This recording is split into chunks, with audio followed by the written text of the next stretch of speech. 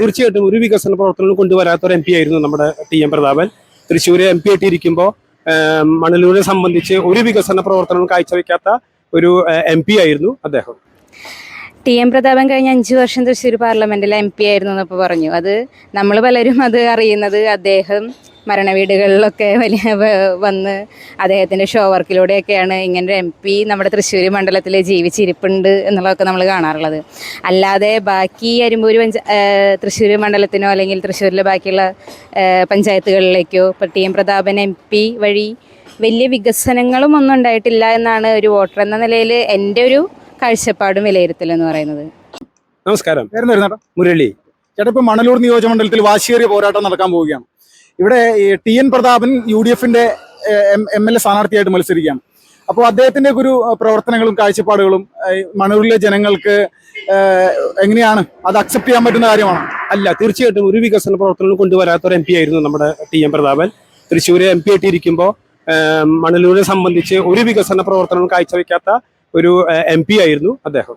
ഇപ്പോൾ ഇവിടെ LDFന്റെ ഇവിടുത്തെ MLAയുടെ ഒരു പ്രവർത്തനങ്ങൾ എങ്ങനെയായിരുന്നു കഴിഞ്ഞ ഒരു 5 വർഷത്തെ?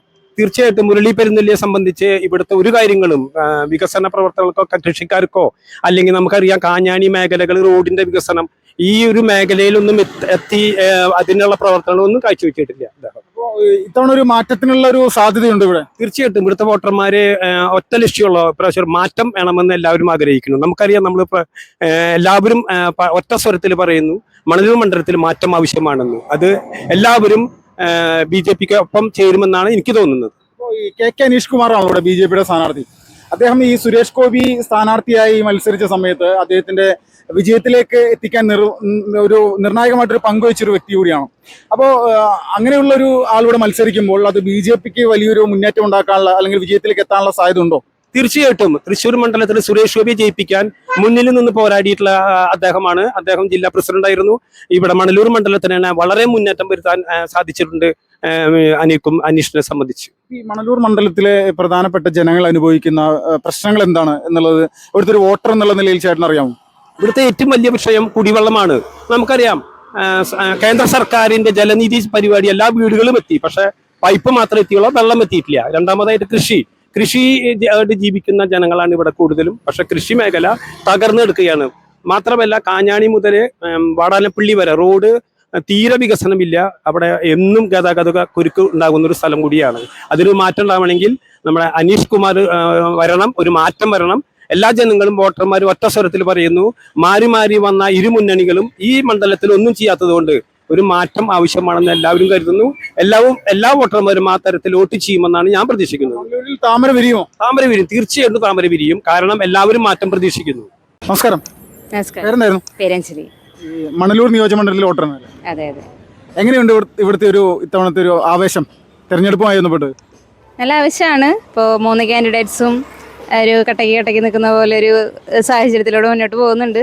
നല്ല രീതിയിൽ എല്ലാ പ്രചരണങ്ങളും പ്രവർത്തനങ്ങളും ഒക്കെ പാർട്ടിപരമായിട്ടും സംഘടനപരമായിട്ടൊക്കെ എല്ലായിടത്തും നടക്കുന്നുണ്ട്.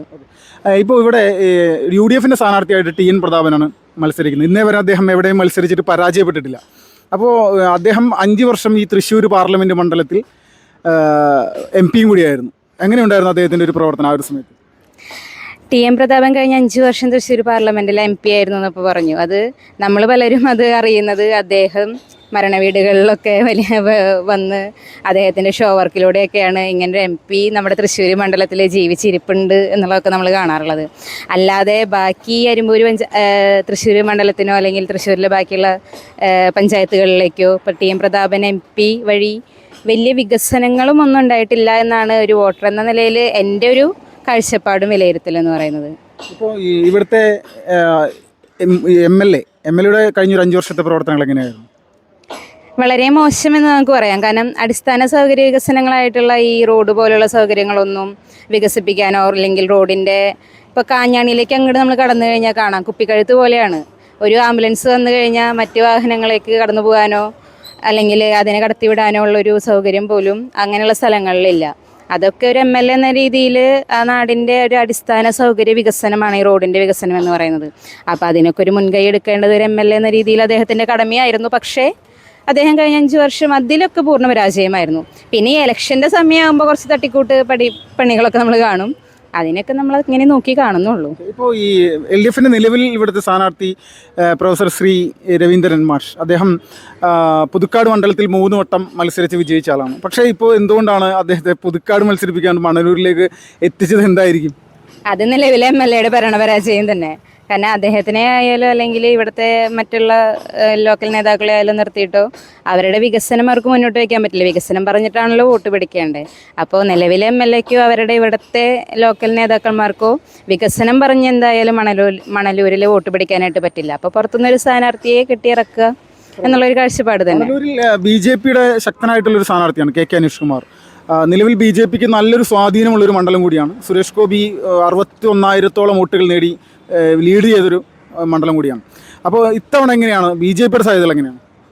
BJPയുടെ നിലവിൽ നല്ലൊരു സാഹചര്യത്തിലൂടെയാണ് കടന്നു വന്നത്. ഒന്നാമത് മണലൂർ എന്ന് പറയുന്നത് BJP എന്ന് പറയുന്ന രാഷ്ട്രീയ പാർട്ടിക്ക് നല്ലൊരു അടിത്തറയുള്ളൊരു മണ്ണാണ്. നല്ല വളക്കൂറുള്ള അത്യാവശ്യം വോട്ടർമാരുള്ള ഒരു 36,000-ന് അടുത്ത് ഫിക്സഡ് വോട്ടർമാർ തന്നെ നമുക്ക് മണലൂർ മണ്ഡലത്തിലുണ്ട്. അതുപോലെ തന്നെ നമ്മൾ ചേർത്തിക്കൊണ്ടിരിക്കുന്ന വോട്ടുകൾ അതിനൊക്കെ നോക്കുമ്പോൾ നമുക്ക് അത്യാവശ്യം ഒരു വോട്ട് കിട്ടി ഒരു നല്ലൊരു മത്സരം കാഴ്ചവെച്ച് അതിലൂടെ ജയിച്ച് കയറാനായിട്ടൊരു സാഹചര്യമുള്ള ഒരു സമയമാണ് ഇപ്പം നിലനിൽക്കുന്നത്. പ്രത്യേകിച്ച് അനീഷ് കുമാറിനെ പോലുള്ളൊരു വ്യക്തിത്വം. അദ്ദേഹം തൃശ്ശൂർ ജില്ലയിൽ ആദ്യമായിട്ട് നമ്മുടെ കേരളത്തിൽ തന്നെ ആദ്യമായിട്ടൊരു MP-നെ സമ്മാനിച്ച ഒരു വ്യക്തിയാണ്.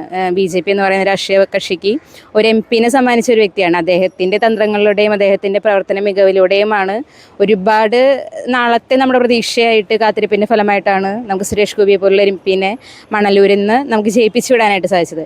അപ്പോൾ അത്തരത്തിൽ പ്രവർത്തന പാഠവും പരിചയവുമുള്ളൊരു വ്യക്തിത്വം, പിന്നെ ഒരു സൗമ്യനായ എല്ലാവരോടും അടുത്തിടപഴകുന്ന കാപട്യങ്ങളില്ലാത്ത ഒരു വ്യക്തി. അപ്പോൾ അദ്ദേഹത്തെ പോലെ ഒരാൾ മണലൂരിലേക്ക് വരുമ്പോൾ എടുത്തു പറയാമെന്ന് പറഞ്ഞാൽ മറ്റ് 2 സ്ഥാനാർത്ഥികളെക്കാളും ചെറുപ്പമാണ്. ഓടി നടന്ന് കാര്യങ്ങൾ ചെയ്യാനും നമുക്ക് ആവശ്യപ്പെട്ട കാര്യങ്ങൾ പിടിച്ചു വാങ്ങാനും പിടിച്ചു നൽകി ജനങ്ങൾക്ക് കൊടുക്കാനുമുള്ള കഴിവും അതിനുള്ള ആർജവും തൻ്റെടവുമുള്ളൊരു വ്യക്തിയാണ്. അപ്പോൾ അതുകൊണ്ട് തന്നെ നല്ലൊരു രീതിയിൽ മത്സരം വന്നു കഴിഞ്ഞാൽ തീർച്ചയായിട്ടും അനീഷേട്ടനും അല്ലെങ്കിൽ NDA മുന്നണിക്കും ഇതിൽ ജയിച്ചു കയറാനുള്ള സാഹചര്യവും നിലനിൽക്കുന്നുണ്ട്. ഇപ്പോൾ ഈ അവസാനമായിട്ട് മണലൂർ പോലുള്ളൊരു മണ്ഡലത്തിൽ BJP വിജയിക്കുകയാണെങ്കിൽ അതൊരു അട്ടിമറിയാണ് എന്ന് പറയുന്ന ആളുകളുണ്ട്. യഥാർത്ഥത്തിൽ ഇവിടെ ഒരു അട്ടിമറിക്കുള്ള സാധ്യത ഉണ്ടോ? അട്ടിമറിക്കുള്ള സാധ്യത ഉണ്ടോ എന്ന് ചോദിച്ചാൽ ജനങ്ങളാണ് തീരുമാനിക്കുക. കാരണം ജനങ്ങളെല്ലാം നോക്കിക്കാണുന്നവരാണ്. ഈ കഴിഞ്ഞ 10-11 വർഷമായിട്ട് കേന്ദ്രത്തിലുടനീളം നടക്കുന്ന വികസന പ്രവർത്തനങ്ങൾ, മോദി സർക്കാരിൻ്റെ കീഴിൽ NDA ഗവൺമെൻറ്റിൻ്റെ കീഴിൽ നടക്കുന്ന വികസന പ്രവർത്തനങ്ങൾ, അതുപോലെ തന്നെ കഴിഞ്ഞൊരു 2 വർഷക്കാലമായിട്ട് സുരേഷ് ഗോപി തൃശ്ശൂരിൽ നടത്തുന്ന അദ്ദേഹത്തിൻ്റെ പ്രവർത്തനങ്ങൾ, ഇതെല്ലാം ജനങ്ങൾ നോക്കി കാണുന്നുണ്ട്. അപ്പോൾ BJP എന്ന് പറയുന്ന ഒരു നമ്മുടെ കേരളത്തെ സംബന്ധിച്ചൊരു 3-ാം മുന്നണിയാണ്. BJP എന്ന് പറയുന്ന ഒരു 3-ാം മുന്നണി വന്നു കഴിഞ്ഞാൽ ഇവിടെ നല്ല രീതിയിലുള്ള കേന്ദ്ര ഫണ്ടുകൾ ഉപയോഗിച്ചിട്ടുള്ള പദ്ധതികളും വികസനങ്ങളും കൊണ്ടുവരാൻ സാധിക്കുമെന്ന് ജനങ്ങൾക്ക് വ്യക്തമായിട്ട് അറിയാം. അപ്പോൾ ജനങ്ങൾ അട്ടിമറിക്കും, അതിലൂടെ നമുക്കൊരു വിജയം തരുമെന്ന് നമ്മൾ പ്രതീക്ഷിക്കുന്നു. TN പ്രതാപനും അതോടൊപ്പം തന്നെ നിലവിലെ ഈ രവീന്ദ്രൻ മാഷൊന്നും കാര്യമായിട്ടുള്ള പ്രതീക്ഷകളൊന്നും വേണ്ടെന്നാണോ മണലൂർ? ഇപ്പോഴത്തെ ഒരു ട്രെൻഡ് അനുസരിച്ചിട്ട് നമുക്ക് അങ്ങനെ തന്നെ പറയാം. കാരണം എല്ലായിടത്തും മണലൂർ 10 പഞ്ചായത്തുകളുള്ള മണലൂർ നിയോജക മണ്ഡലത്തിൽ BJPയുടെ പ്രവർത്തനങ്ങൾ നല്ല രീതിയിലാണ്, നല്ല നിലയ്ക്കാണ് മുന്നോട്ട് പോയിക്കൊണ്ടിരിക്കുന്നത്.